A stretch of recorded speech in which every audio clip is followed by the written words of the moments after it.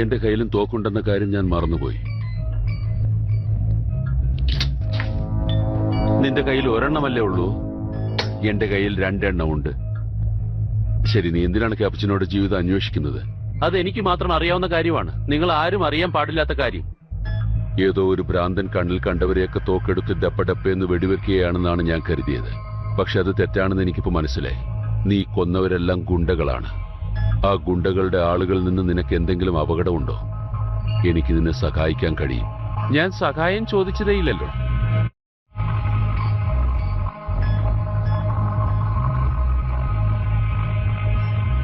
നീയോ സ്വതന്ത്രനാണ്. ഞാൻ നിയമത്താൽ കെട്ടപ്പെട്ടിരിക്കുകയാണ്. ഈ ക്യാപ്പച്ചിനോ പോലീസിന് വേണ്ടി ഞാൻ 3 വർഷമായി ജോലി ചെയ്യുന്നു. ഓരോ തവണയും ഞങ്ങൾ എന്തെങ്കിലും ചെയ്ത് പിടികൂടുമ്പോൾ നിയമത്തിലെ പഴുതുകൾ വെച്ച് അവരുടെ വക്കീൽ അവരെ രക്ഷപ്പെടുത്തുന്നു. എനിക്ക് നിന്നെപ്പോലെ ആകാനാണ് ആഗ്രഹം. ഒന്നിനെക്കുറിച്ചും ആലോചിക്കാതെ തോക്കുമെടുത്ത് പോയി പടപടാന്ന് വെടിവെച്ചിടണം.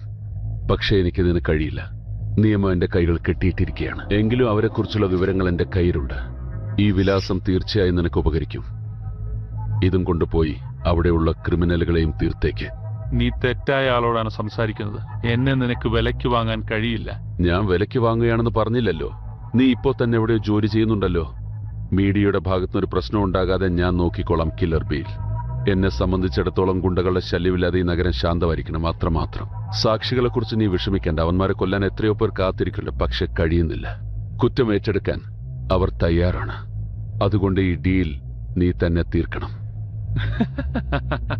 അതിന് ഞാൻ പറ്റില്ലെന്ന് പറഞ്ഞാലോ? നീയും ഞാനും തമ്മിൽ ഏറ്റുമുട്ടേണ്ടില്ല. ഓ, അതിനാണ് ഞാൻ വന്നത് മുതൽ കാത്തിരിക്കുന്നത്.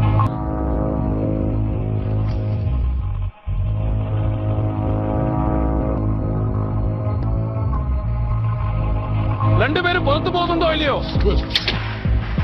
നിങ്ങൾക്ക് വെടിവെച്ച് കളിക്കാൻ ഇത് തട്ടുകടയൊന്നുമല്ല. പണം വാങ്ങിക്കൊണ്ടെങ്കിൽ കടയാ. അറിയാം സാറേ, ഞാനൊരു പോലീസുകാരൻ. ആദ്യം തോക്ക് താഴെ വെക്കും.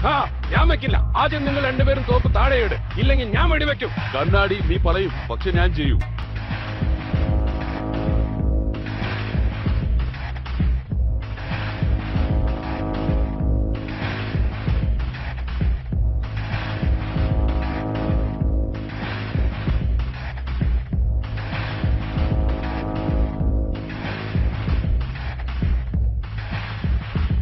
എന്റെ കടയ്ക്ക് ഒന്നും പറ്റാതിരിക്കാൻ വേണ്ടി ഞാൻ തന്നെ വിട്ടുവീഴ്ച ചെയ്ത് എന്റെ തോക്ക് താഴെ വെക്കാം.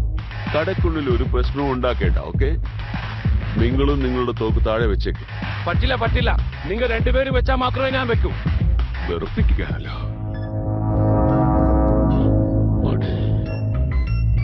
ഞാൻ വിചാരിച്ചാൽ ബാറിന്റെ പേരിൽ നീ ആയുധക്കടത്ത് നടത്തുമെന്ന് പറഞ്ഞ് ഇപ്പോഴും നിന്നെ അകത്തിടാൻ